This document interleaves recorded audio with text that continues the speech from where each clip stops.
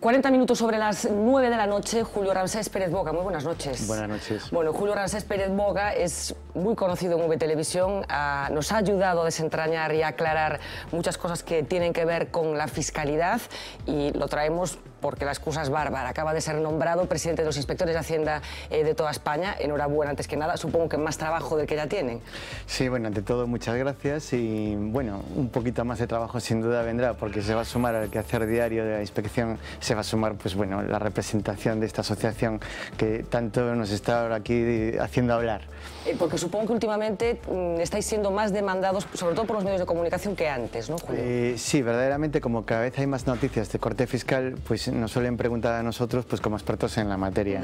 Bueno, enseguida vamos a hacerte alguna de esas preguntas, seguro que vamos a coincidir, pero vamos a ver un pequeño vídeo primero para poner un poco en contexto de qué estamos hablando. Luchar contra el fraude fiscal se ha convertido en un imperativo en un momento en que los ingresos estatales menguan. Los principales actores de esa lucha son los inspectores de Hacienda y a su frente está ahora un gallego. El coruñés de 44 años, Julio Ramsés Pérez Boga, ha sido elegido por unanimidad presidente de esta organización profesional, de la que hasta ahora era vicepresidente. Interventor y auditor del Estado en excedencia, Pérez Boga es inspector de Hacienda desde 1997. Actualmente es jefe del equipo de inspección en la Delegación Especial de Galicia. Desde su amplia trayectoria defiende el papel de los profesionales de la agencia tributaria. Son apenas 27.000, una cifra que califica de ridícula y que por culpa de los recortes menguará en 800 puestos durante los próximos años. Menos efectivos y menos presupuesto para luchar contra un fraude creciente y aplicar una ley contra el crimen fiscal que se presupone más dura, pero que necesita de profesionales que la hagan efectiva. Para eso está un colectivo poco reconocido, al que se le achaca falta de efectividad, pero que se enfrenta a un volumen de trabajo ingente. Países como Francia o Alemania les multiplican por 5 en número. En Italia las inspecciones cuentan con gente suficiente para hacerlas en un mes, cuando en España duran un año. Por si fuera poco, en nuestro país afrontan cambios fiscales de calado, como las novedades en las tributaciones y deducciones por vivienda, que los premios de lotería superiores a 2.500 euros comiencen a tributar, reformas en el impuesto de sociedades o el aumento del IRPF y del IVA. Una subida, la del IVA, que para Pérez Boga resulta completamente incoherente al coincidir con una amnistía fiscal que a su juicio lleva a tratar mejor a los incumplidores que a quienes cumplen con el fisco. Contamos en este vídeo 27.000 trabajadores tiene la agencia tributaria, 800 se van a ir a la calle como consecuencia de los recortes. Los ponemos un poco en contexto con respecto a otros países de la Unión Europea. ¿Son contradictorias estas cifras con la voluntad expresada por el Gobierno de querer acabar con el fraude fiscal? Pues sí, la verdad es que son un poco contradictorias, porque si queremos luchar contra el fraude fiscal, si estamos haciendo reformas en las leyes pues para que sea más difícil defraudar, necesitamos mucho más personal pues para poder implicar y desarrollar todas estas normas que estamos sacando. Por lo tanto, pues parece una contradicción, ¿no? Que queremos coger y reprimir más el fraude, pero tenemos a menos gente dedicada a reprimir el fraude. Hablábamos de otros países, Francia o Alemania multiplican por 5 el número de efectivos que tiene España. Me consta que Julio Ramsés tiene contacto con otros colegas de Europa. ¿Qué piensan fuera de Europa de cómo está organizada aquí la agencia tributaria? Bueno, la verdad es que la agencia tributaria tiene muy buena imagen en el contexto europeo porque está muy informatizada. Nos hemos informatizado muy tarde, pues en la década de los 80 fue cuando se empezó a informatizar. Entonces tenemos una gran facilidad pues para ayudar al contribuyente. Es decir, la cara amable de la agencia tributaria pues está a lo mejor a veces más desarrollada que en otros países. Ahora bien, en el lado de persecución del fraude es donde tenemos nuestra cuenta pendiente. Y ahí somos vistos con un poquito de recelo porque se considera que en nuestro país somos más permisivos contra el fraude fiscal cuando no es así. Hablamos, por ejemplo, como consecuencia de ese déficit de plantilla, digamos, que inspecciones que en otros países se tarda un mes en realizarlas. En el caso de España, ¿de cuánto tiempo podemos estar hablando? ¿Cuánto puede llegar a durar una inspección y qué consecuencias tiene esa dilatación del proceso? Correcto, las inspecciones tienen que durar como plazo, como decía el vídeo, un año. Se pueden prolongar a 2 en el caso de que la empresa sea una empresa de gran complejidad. Y el problema que tenemos es que cuando transcurre ese plazo de un año, si no hemos terminado la inspección, pues nos caduca el procedimiento y tenemos que volver a iniciarlo de nuevo. Y muchas veces veces cuando queremos volver a iniciar ya está prescrito, con lo cual nos tenemos que ceñir a ese plazo de un año. ¿Qué consecuencia tiene ceñirnos al plazo de un año? Que es que como tenemos pocos medios, somos pocas personas, pues no podemos comprobar a veces todo lo que deberíamos comprobar en los expedientes. ¿Es posible acabar con el fraude fiscal? Bueno, eso tal vez es una quimera, ¿no? Lo que sí que es posible es reducirlo, y ahí es donde tenemos que coger y que poner pues toda la carne en el asador, aumentando pues los medios materiales y los medios también pues económicos, ¿no? En ese sentido también, que nos ha dicho, pues es destacable de que se ha reducido un 7,7% el presupuesto de la agencia tributaria, lo cual también parece poco compatible con reducir el fraude fiscal. Pero bueno, la respuesta es que reducir el fraude fiscal es fácil si se toman las medidas oportunas, aunque atajarlo y dejarlo a cero es muy difícil. Hay quien sostiene, muchos economistas incluso, que en la resolución del fraude fiscal o en tratar de atajar el fraude fiscal estaría uno de los caminos para evitar recortes. ¿Es así? Correcto. Es que hemos hecho una pequeña recreación, un pequeño juego matemático, y hemos visto cuál es el diferencial de fraude fiscal de España con relación, pues por ejemplo, a Alemania o por ejemplo pues a Francia, y son más o menos un 5% sobre el PIB. Pues ese 5% sobre el PIB lo aplicamos a nuestro PIB y nos saldrían 50.000 millones. ¿Y qué no haríamos con 50.000 millones, no? En términos de déficit. Posiblemente el déficit fuera cero, ya no estaríamos hablando de conseguir un 6,3, sino déficit cero, que sería increíble. ¿Se defrauda más aquí que en otros países? Bueno, eso es una pregunta complicada. Lo que tenemos son estimaciones de lo que se defrauda, porque lo que se defrauda realmente pues no lo sabemos, ¿no? Y lo que tenemos son encuestas. Le hemos preguntado pues a los españoles lo que creen que se defrauda en España, o si piensan que existe mucho fraude fiscal en España, y también le hemos preguntado a otros países europeos, y los porcentajes de fraude en España salen más altos. Luego también se han hecho, pues no estudios oficiales, pero sí estudios paraoficiales de instituciones europeas que también nos dicen de que el fraude fiscal en España pues parece que es un poco más alto que en la Unión Europea.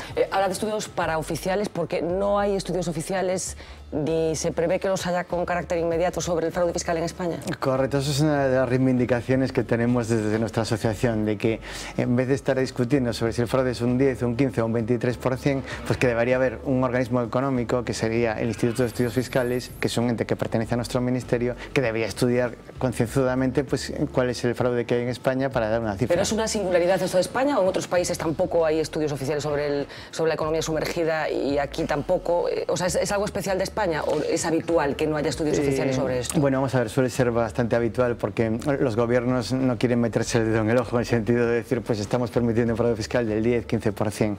Por lo tanto, suelen ser instituciones o bien paranacionales o bien instituciones pues privadas las que hacen este tipo de estudios habitualmente. Bueno, hay muchas decisiones que se han ido tomando en los últimos meses que tienen que ver con la fiscalidad y con la economía sumergida. Una de ellas, la que probablemente ha provocado más sorpresa entre los españoles que pagamos nuestros impuestos, es la famosa amnistía fiscal. Para ustedes, los inspectores de Hacienda, primero, ¿qué ha supuesto en su trabajo, incluso en la imagen? Supongo que se encontrarán con muchas personas a las que les están inspeccionando que se choteen incluso de esta decisión del Gobierno, y si creen que ha sido correcta, teniendo en cuenta además el fracaso hasta el momento de la medida, porque creo que se habla de 50 millones de euros recaudados cuando el Gobierno hablaba de 2.500. ¿Fue una buena medida esta? Bueno, a nosotros nos parece que no. En primer lugar, nos parece que es una medida pues poco justa, porque estamos cogiendo y poniendo distinta vara de medir al contribuyente cumplidor, a quien le exigimos la deuda tributaria, frente al contribuyente que no es cumplidor, que ha defraudado, al cual no solo le condenamos recargos e intereses, sino que le pedimos un tipo impositivo muy inferior al que le pedimos al contribuyente honesto. Por lo tanto, lo que nos preocupa grandemente es que está derrumbando la conciencia fiscal del contribuyente que sí que cumple. Luego, por otra parte, pues consideramos de que la agencia tributaria debe coger y regularizar y controlar los impuestos, no perdonarlos. Por lo tanto, pues creemos de que daña un poco a la imagen de la institución que tiene la hacienda pública. Hay una singularidad además, que es que creo que desde el pasado mes de agosto no tienen datos oficiales de cómo va esta amnistía. Sí, bueno, realmente la amnistía pues estaba dando resultados pues muy escasos. Hablaba de 50 millones recaudados cuando se esperaban 2.500 millones, ¿no? Por lo tanto, el Gobierno, creo que con buen juicio, ha suspendido la publicidad de los datos hasta el final, para esperar al final pues a publicitarlos conjuntamente para ver si se cumplen o no se cumplen. Cuestión harto complicada y difícil, pero bueno, vamos a esperar. Pero es habitual que para que nos entendamos, estamos hablando de que el Ministerio oculta o o aplaza, digamos, la difusión de determinados datos al cuerpo de inspectores de Hacienda. ¿Esto es habitual que se administre con tanta cautela la información desde el Ministerio? No, yo creo que en una democracia estas cosas afortunadamente no son habituales, y cuanta más información haya y más conozcamos los ciudadanos, pues muchísimo mejor. Por lo tanto, pues bueno, esto es algo extraordinario, no conocer los datos de la ejecución presupuestaria, desde luego. En cualquier caso, ¿prevén que funcione o que no funcione esta medida? Bueno, nosotros pensamos de que no va a funcionar, ¿no? Un poquito viendo los resultados de los 2 primeros meses, que recaudaron pues una cifra casi ridícula, pensamos de que no se van a poder cumplir los resultados esperados, ¿no? El IVA, otra de las cuestiones, otras de las decisiones controvertidas que ha tomado el Gobierno en los últimos tiempos. Hay quien considera que esa subida del IVA lo que va a provocar es más fraude. ¿Es así? Bueno, generalmente cuando suben los impuestos pues es un estímulo a defraudar, ¿no? Se ha analizado una persona defrauda o no en función de las ventajas que tiene de defraudar, de lo que se ahorra y también de las posibilidades que tiene de verse descubierto. Esas son las 2 variables que siguen los defraudadores. Por tanto, si suben los impuestos, pues bueno, compensa más el defraudar, ¿no? Por lo tanto, esa es una de las consecuencias. Pero la otra consecuencia negativa de la subida del IVA, que posiblemente los economistas, un economista pues podría explicarla mejor que yo, es de que, bueno, de que encarece, digamos, la tributación de los artículos y por tanto se consumen menos. Al consumirse menos artículos, pues aunque el IVA sea superior, como se consume menos, pues a lo mejor la reforma se puede venir en contra de nosotros. Afortunadamente esto no ha sido así, pero lo que sí que ha producido pues es una disminución en cuanto al consumo, que es malo para la economía. Sí, porque es uno de los problemas que tiene en estos momentos la economía, efectivamente, que está parada porque nadie consume. Bueno, la gente normal yo creo que tiene la impresión de que los verdaderos ricos tienen instrumentos para no pagar impuestos, que los asalariados no nos podemos escapar del pago de todos los impuestos que nos corresponde, pero que los que tienen inmensos patrimonios, bueno, pues el Estado les ha dado instrumentos para que puedan evadir el pago de todos esos impuestos. ¿Esa percepción que tiene la gente es cierta? Bueno, hay que decir sí, no es que el Estado les haya dado instrumentos, sino que es que las grandes fortunas pueden coger e invertir en fraude fiscal, puesto que crear extraños montajes o crear estructuras pues financieras y empresas interpuestas es caro. Compensa, pero compensa a determinada escala. Por lo tanto, a partir de determinada fortuna, ¿no? A partir de determinada patrimonio y cantidad de dinero. Por tanto, esas personas que tienen pues efectivamente posibles pues para invertir en fraude fiscal, para crear estas estructuras, lo pueden hacer, mientras que los que tienen una dimensión pequeña pues no lo pueden hacer. Pero ha habido una verdadera voluntad de meterle la mano a estas grandes fortunas que utilizan esos artificios financieros, digamos, para evadir. Bueno, es que eso es muy complejo, porque verdaderamente lo que se precisa pues es una voluntad, pero no solamente de un país individualmente, sino de un grupo de países. La economía está muy globalizada y en España pues es muy difícil perseguirla individualmente. Por eso hay que potenciar pues otras vías, como la vía de la Unión Europea o la vía de los intercambios de información, pues para eliminar estos resquicios que son muy grandes actualmente. Pero por ejemplo la SICAV, que sí que es un instrumento que se aprobó por parte del gobierno de turno y que utilizan efectivamente los grandes patrimonios. ¿Están siendo bien utilizadas las SICAV y están siendo bien controladas? Claro, ese es el gran problema. La SICAV tiene 2 problemas, ¿no? El primero de ellos es de que las SICAV a veces, si fueran creadas o si fueran utilizadas como las configuró la ley, es decir, pues para que 100 personas o más inviertan conjuntamente, serían positivas y serían merecedoras de ese tipo tan beneficioso de tributación, que es tan solo del 1%. Claro, ¿no? Es que hay que recordar que es del 1%, efectivamente. Correcto. ¿Qué pasa? Que están siendo utilizadas por una familia que coge y que posee a lo mejor el 99,9% de esa SICAV, y el otro 0,1% pues son pues una serie de testaferros que en argot se llaman mariachis, que son los otros propietarios, del que están falseando los 100 accionistas o los 100 partícipes. Por lo tanto, el gran problema que tenemos aquí son de SICAVs que verdaderamente no son SICAVs, que son simulaciones. Lo que demandamos la Inspección de Hacienda es capacidad pues para poder comprobar eso, porque actualmente la competencia para decir si una SICAV es SICAV o no es SICAV no nos pertenece a la Inspección de Hacienda. ¿A quién le pertenece? A la Comisión Nacional del Mercado de Valores. Por lo tanto, ahí es una comprobación que nosotros no podemos actuar. ¿Y cuál está siendo la actitud de la Comisión Nacional del Mercado de Valores? ¿Está siendo diligente o está siendo, está vigilando tal y como requería la situación este tipo de artificios? Pues nosotros lamentamos con que verdaderamente hacen pocos controles controles, porque lo único que están mirando es que se cumplan los requisitos pues formales, que haya 100 personas con independencia de que haya uno que tenga prácticamente el 100%, y también están mirando los segundos requisitos, que coticen en bolsa, con independencia de que a lo mejor la cotización en bolsa es mínima, ¿no? Y siempre dentro del grupo familiar. Claro, porque yo creo que hay mucha gente también que tiene la percepción de que, siguiendo la teoría de la puerta giratoria que se dice, que puede haber muchos legisladores, incluso gente que está en este lado del escenario, digamos, que puedan llegar a estar en el otro lado y aprovecharse. Correcto. Digamos, que al final se reparten la tarta entre todos. ¿Esa sensación que tenemos la gente normal responde a la realidad? Bueno, puede ocurrir porque los propietarios de SICAF son personas muy poderosas, ¿no? Y generalmente pues las personas poderosas pues suelen estar siempre detrás pues de los grupos de presión que presionan pues a nivel político para que hagan leyes beneficiosas, con lo cual hay una especie de pescadilla que se muerde la cola, ¿no? No olvidemos que los griegos defendían la democracia pues como aquella organización, aquel sistema político en que una persona político sirve a sus grupos de presión con el objetivo de perpetuarse en el cargo. Luego, por tanto, si los griegos ya hablaban de esto... Ya lo tenía pues, claro, entonces. Hablando de Grecia, precisamente, ha estado de actualidad estos días, bueno, por una cuestión que podría estar de actualidad en otros países también, que es la famosa lista Lagarde. Ha habido un periodista que ha sido juzgado la semana pasada por publicar en un medio de comunicación esa lista de presuntos evasores fiscales que fue recopilada por un ex trabajador de un banco que le puso a disposición del actual presidente del Fondo Monetario Internacional una lista de defraudadores, de grandes fortunas que no estaban cotizando. Esta lista no solamente afectaba a Grecia, sino que también haría una lista para España y quiero recordar que para Francia también. ¿Qué pasó con esta lista? Bueno, esa lista fue utilizada por España, por la agencia tributaria, y se han hecho comprobaciones y regularizaciones sobre esas personas, ¿no?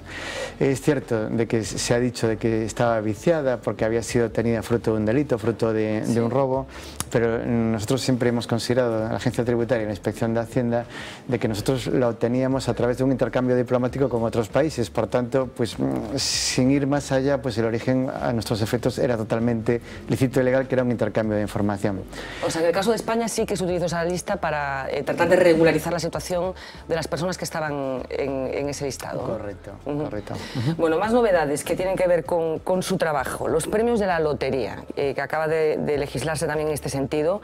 Si me toca la lotería en Navidad y tengo deudas con Hacienda, ¿voy a cobrar el premio?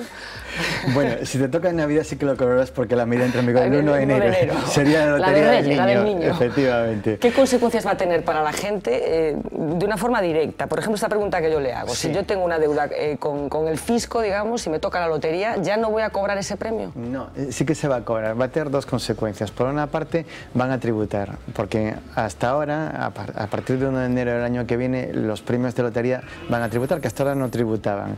Con lo cual, pues vamos a comprobar con que no nos ha tocado un premio de lotería del 100%, sino que nos ha tocado pues el 80%, porque el tipo que se va a establecer es el del 20%. Con lo cual, la primera consecuencia es que ganamos menos, ¿no? Se ha puesto ese hecho imponible pues ahí porque, bueno, se entendía de que era el menos gravoso, ¿no? Sí. Es con motivo de una gran alegría que te toque la lotería, pues pagar un 20% casi parece que no importa, ¿no? Efectivamente. Que posiblemente depende cuando te lo preguntemos, si te lo preguntamos antes de tocarte o después, porque así a priori todos firmaríamos porque nos toque el 80%, pero posiblemente después de que nos toque lamentemos pagar esa cantidad, ¿no? Esa es la primera gran ventaja de los premios de lotería, de que, bueno, ventaja para los contribuyentes, para el Estado, claro, de que vamos a tener una recaudación adicional. Y la segunda, que es la novedad tal vez de que se ha hablado, es de que el online va a facilitar a la agencia tributaria pues un listado de los que han ganado esos premios, y si esas personas tienen deudas, pues Hacienda les va a hacer la cuenta y les va a descontar de su premio las deudas que atesoran frente a la Hacienda pública. Si en el caso de que sobre dinero lo percibirá, y en el caso de que no sobre dinero se irá para la agencia tributaria. Ley antifraude. Antes, otra cosa, hablando de la lotería, otra cosa que también tenemos interiorizado mucha gente, esos señores con tantísima suerte que les toca la lotería cada 2 por 3. Sí. ¿Qué pasa con esta gente? ¿Son vigilados por la agencia tributaria cuando se produce, bueno, una acumulación de premios de la lotería que cualquier estadística un poco seria demostraría que es imposible? ¿Se persigue a esta gente? Pues sí, bueno, eso se comprueba. Lo que pasa es que muchas veces es muy complicado, ¿no? Porque las personas que compran premios de lotería, en nuestra comunidad hemos hemos tenido algún famoso narcotraficante que era muy afortunado, ¿no? Efectivamente. Pues lo suelen comparar con dinero negro. Hay algún político también que tuvo mucha suerte con la lotería. Fuera de la Comunidad de Galicia hubo algunos que les tocaba la lotería casi todas las convocatorias de premios, efectivamente. Pues sí, además gente con cierta relevancia social, ¿no? que nos preocupa, ¿no? Sí. Pues desgraciadamente esas personas pues cogían y pagaban estos premios con dinero negro, con lo cual pues a veces es muy difícil perseguir el rastro. Ahora bien, a una persona que le toca mucho la lotería, pues ya es un indicio de que es una persona detentadora de mucho dinero negro. Luego, por tanto, pues es un indicio para coger y comprobar a esta persona e introducirlo en plan. Pero es tan complicado ocultar, o sea, detectar, hacer aflorar el dinero negro. ¿Es tan fácil escabullirse? Bueno, es lo que hablábamos antes. Cuando son grandes cantidades, pues es fácil relativamente pues crear los artificios necesarios pues para coger y escabullirse. Correcto. Bueno, ley antifraude, que también acaba de aparecer publicada en el Boletín Oficial del Estado. Entre otras cosas, de las cosas más llamativas, esa prohibición de transacciones en metálico superiores a los 2.500 euros entre particulares y empresas. Creo que ustedes creen que es insuficiente la medida, ¿no? Sí, bueno, vamos a ver. Nosotros consideramos que como límite general está bien, ¿no? Porque no olvidemos que obligar a un contribuyente a pasar por el banco pues le supone una incomodidad, le supone a veces incluso un coste.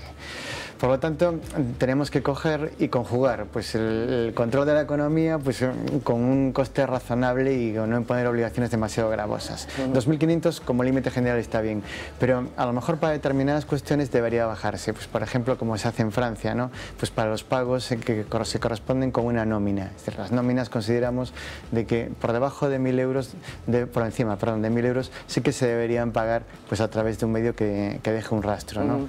O, por ejemplo, también otra medida que debería ser son los pagos entre dos particulares. Yo a lo mejor pues vendo un coche o vendo una casa y ahí no tengo obligación de utilizar medios bancarios porque solamente es cuando interviene al menos un empresario. Entonces la medida es un avance, está bien, nos va a empezar a controlar o tener rastro de determinadas operaciones, pero que se podría haber ido un poquito más allá. Ha puesto usted el ejemplo del piso. Bueno, en estos momentos el mercado inmobiliario está como está, pero efectivamente era uno de los grandes momentos en los que se producía normalmente la operación consistía una parte en blanco, una parte en A y otra parte en B. Esto formaba parte de la operación, de una operación normal y habitual en la compra y venta de pisos, ¿no? Correcto. Bueno, vamos a ver, tampoco va a acabar con eso, porque si la operación, tanto comprador como vendedor, pues se ponen de acuerdo en que sea opaca, en que sea en B, pues verdaderamente esta medida pues tampoco va a tener más efecto. Pero bueno, siempre hay la duda, porque se ha creado además la figura del denunciante, o más bien del arrepentido. Si entre tú y yo hacemos una operación, la patamos pues en dinero B, es decir, y la pagamos en efectivo, y yo mañana me arrepiento, pues puedo acudir a la agencia tributaria a denunciar la situación, con lo cual yo estaría exonerado de culpa y tú pues tendrías que cumplir con las penas. Esto, ¿no? Es apelar ahí al mezquino que todos llevamos dentro un poco, ¿no? Pues sí, esto han jugado algunos países de nuestro entorno y bueno, y actualmente juegan algunos países. Bueno, porque al final pagar impuestos o no pagar también tiene algo que ver con lo que somos, ¿no? Claro, no, es que el gran problema está que los impuestos que no pago yo los vas a pagar tú. Entonces, pues por tanto, a lo mejor esto hace que decir, caray, ¿por qué no va a pagar pues, ese señor impuestos? Pues que lo pague, ¿no? Y si no, lo denuncio y lo señalo, ¿no? Bueno, hay otro indicador que permite intuir que en España de la economía sumergida se nos da muy bien, que son los famosos billetes de 500 euros, que creo que en España batimos todos los récords de billetes de este color violeta en circulación. ¿Por qué no se frena esto también? Porque parece que bueno, está claro que se utilizan para lo que se utilizan. ¿Por qué no se le pone coto a esto? Correcto. Bueno, coto se le trata de poner, ¿no? De hecho, tenemos información del Banco de España de las personas pues, que retiran importantes cantidades en efectivo en forma de billetes de 500 euros y tenemos un plan en la agencia tributaria que se llama Plan de Control de Billetes de Alta Denominación, tanto los de 500 como los de 200, y que los tratamos de controlar. Lo que pasa que, bueno, que hay zonas de España, ¿no? En que existe pues, una gran especulación con determinadas cuestiones, bueno, esta sociedad también hay determinadas mafias y tenemos un problema de fraude fiscal que bueno, que tratamos de ponerle coto, pero es complicado atajarlo de raíz. Hablaba antes usted de que determinadas operaciones se hagan a través de bancos o sitios en los que se permita seguir el rastro, y hay una cosa que yo también me consta que se pregunta mucha gente, que tiene que ver con determinados establecimientos, sobre todo de atención sanitaria, clínicas, etcétera, etcétera, en las que no se puede pagar con tarjeta de crédito. Por ejemplo, Y la pregunta que mucha gente se hace es por qué los inspectores de Hacienda no van a ese tipo de establecimientos en los que parece que algo está pasando como consecuencia de que tú no puedas pagar con tarjeta de crédito. Ya, bueno, este es un problema, pero no solo de los hospitales, sino de muchos, un ejemplo, ¿no? Sí, sí, correcto. Nosotros hemos propuesto una medida pues concomitante a esta de los pagos en efectivo por medios bancarios por encima de 2.500 euros, que es que se permita al contribuyente, pero no solo en hospitales, sino en cualquier establecimiento, pagar con tarjeta de crédito, ¿no? Y que sea un derecho del contribuyente, un derecho del comprador a pagar por estos medios, porque de esa forma pues cogeríamos y por la buena voluntad del contribuyente pues conseguiríamos atajar pues muchas operaciones o conseguiríamos dejar rastro de muchas operaciones. Pues es una propuesta que hemos lanzado ahí y que bueno, que esperamos que algún gobierno la coja y modifique la norma en ese sentido, porque verdaderamente hay problemas, ¿no? Todos los empresarios que cogen y que cobran, realizan o aceptan pagos en efectivo, pues tienen ahí pues una cierta facilidad a defraudar. Pero ¿y se hacen inspecciones en este tipo de establecimientos que todos tenemos en mente y que todos hemos visitado en alguna ocasión y que sabemos que, bueno, que parte del dinero que entra ahí no se registra convenientemente? Sí que se hacen inspecciones, ¿no? Pero bueno, que según cómo sea el establecimiento es relativamente fácil pues que se oscurezcan determinadas operaciones, ¿no? Pues por poner un ejemplo pues un poco pequeñito, ¿no? Pues en un bar, pues si el camarero o si el señor, el dueño del bar, coge después de servir un café, pues se mete en el refajo el importe del café, es muy difícil que consigamos descubrirlo, ¿no? Si no lo teclea en la máquina, ¿no? Entonces, pues bueno, que para eso hay determinadas medidas, pues la obligación de teclear en máquinas registradoras que tienen los establecimientos que atienden al público, que redundan un poquito en defendernos, pero bueno, que si eso lo hacen con cierta astucia, voy a decirlo, son muy difícilmente reprensibles. Claro, bueno, otra cosa que muchas personas no nos explicamos es lo que pasa con los clubes de fútbol. ¿Por qué hay esa doble vara de medir con estos señores que le deben tantísimo dinero a Hacienda? Bueno, es que tal vez no haya una vara de medir, y yo sé que esto pues bueno, es difícil de entender por el contribuyente, ¿no?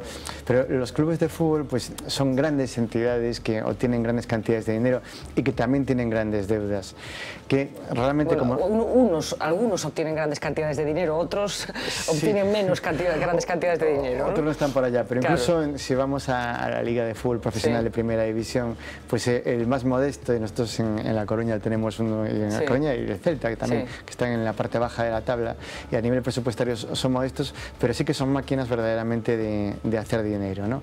Entonces, nosotros tenemos con estos clubes de fútbol pues una, digamos, gestión profesionalizada. Lo que tratamos de hacer es de cobrarles las deudas de la forma más eficiente posible, sin tampoco acabar con la actividad productiva.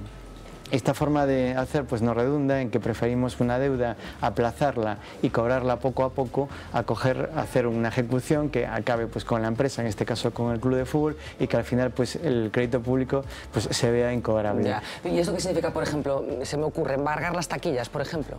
Sí, bueno, las taquillas que, bueno, que parece que en el fútbol pues que no se pueden embargar taquillas, pues yo le puedo decir que en España se embargan taquillas de fútbol, ¿no? Y en Galicia también se han embargado taquillas de fútbol. ¿Le han preguntado alguna vez eso de con IVA o sin IVA? Pues sí. ¿Y qué ha dicho? Me lo han preguntado. ¿Y qué ha dicho? Bueno, pues al final lo que he dicho es lo que tenía que decir, uno vive de esto, entonces hay que ser aquí Le consecuente. sale la profesión. Y sí que me ha salido, yo siempre he sido aquí muy frío, por favor, pídame una factura.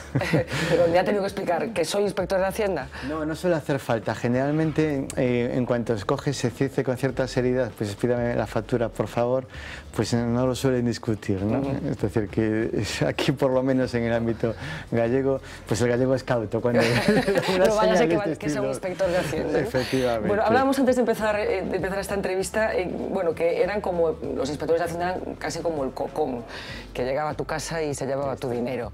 ¿Está cambiando esta percepción de la gente sobre el trabajo que hacen ustedes? Bueno, yo lo comentábamos antes también, pues creo que sí, que está empezando a cambiar. Y está empezando a cambiar porque cada vez es más palpable de que lo que no paga un señor, pues lo tiene que pagar el otro, ¿no? Con lo cual, de alguna forma, nosotros lo que estamos haciendo es que el que tiene más capacidad económica, pues pague más. Es decir, que estamos cogiendo, aplicando criterios de justicia en la distribución del gasto público. Y esto el contribuyente, ahora que estamos en una época de vacas flacas, pues lo está percibiendo un poco más, ¿no? Pero no obstante, tengo que decir con una cierta pena, ¿no? Que hace poco pues se hizo una encuesta sobre las profesiones profesiones menos valoradas y la nuestra, la de los inspectores de Hacienda, era la segunda menos valorada. ¿Y la primera? La peor valorada era de la judicatura, curiosamente, pues eran los jueces. Tenemos un problema en este país, porque de tercero sospecho que estaban los políticos, no sé por qué. Los políticos tampoco estaban, creo que estaban de cuartos, vamos, ya no recuerdo muy bien, pero yo cuando vi que los inspectores de Hacienda estábamos de penúltimos, me quedé un poco preocupado. Bueno, pero en cualquier caso no tiene la sensación de que puede estar empezando a cambiar esta percepción, en esta idea de que el que no se paguen impuestos o que alguien no pague impuestos perjudica a todo el mundo y que al final tenemos que recortar en sanidad porque no llega el dinero. Correcto, sí, yo pienso que sí, y bueno, eso se ve así en la calle, ¿no? Cuando coges y algún amigo, pues, o algún conocido le dices que trabajas en Hacienda, pues cada vez nos miran con mejores ojos, ¿no? Bueno, pues la crisis va a servir para eso, estupendo. En cualquier caso, el fraude cero supongo que es como el pleno empleo, inasumible, imposible de que llegue, ¿no? Correcto, sí, no, bueno, y luego, además que bueno, que tampoco se puede ser tan exigente, es decir, hay pequeños fraudes, pues el que estábamos hablando, pues del tendero, ¿no? Que es casi economía de subsistencia, de que no hace daño a una economía, lo que hacen daño pues son otros fraudes, pues grandes fraudes transnacionales, de grandes multinacionales, esos nos hacen muchísimo daño, indudablemente. ¿Paraísos fiscales? ¿Se acabará con ellos o no? Pues esperemos de que sí, que se terminen acabando con los paraísos fiscales, porque cada vez es más consciente que detrás de un paraíso fiscal muchas veces hay dinero que no proviene solamente del fraude fiscal, sino de actividades ilícitas como el narcotráfico, el contrabando, la prostitución. Entonces cada vez hay una conciencia a acabar con ellos, ¿no? Julio Aransés Pérez Boga, muchísimas gracias por ser tan franco, tan claro y explicarnos qué hace un inspector fiscal, un inspector de Hacienda como es su caso, y enhorabuena por ese nombramiento. Muchísimas gracias. Bueno, pues muchas gracias por darnos esta oportunidad. Aquí estamos, gracias. Nos vamos a ir a publicidad, nada, un par de minutos. Antes nos vamos a ir a tomar un poco de pulpo a la pulpeira de Melide, en la Plaza de España, en A Coruña. Enseguida volvemos.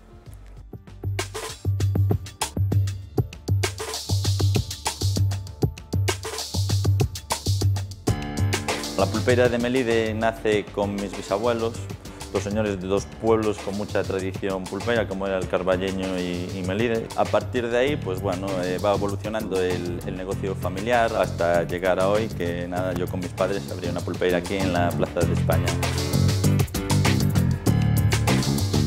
Lo que intentamos con este local era reeditar una pulpeira en clave de siglo XXI. Queríamos hacer una cocina de tradición muy gallega en la que encontráramos un producto de primera calidad, bien tratado y a unos precios bastante asequibles.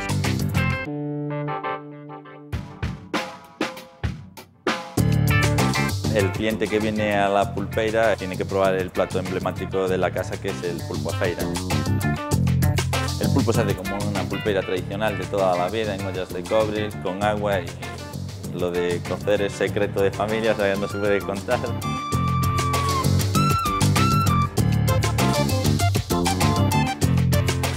El local está ubicado en una zona muy emblemática de La Coruña, que han dejado fenomenal después de hacer la obra y nada, y ahí nos queda una terraza maravillosa en la que la gente normalmente está a gusto. Queríamos tener un local tradicional porque se viene a un local actual. Elegimos pues nada, materiales muy nobles como es la piedra, la madera, la pizarra, para que evocara bueno, lo que es la tradición gallega. Pero que aparte se viera en el local un ambiente actual que conseguimos con regalos de clientes que nos hacen dibujos de cómics, o la cocina que le da el contraste más moderno, una cocina negra que no es algo muy habitual.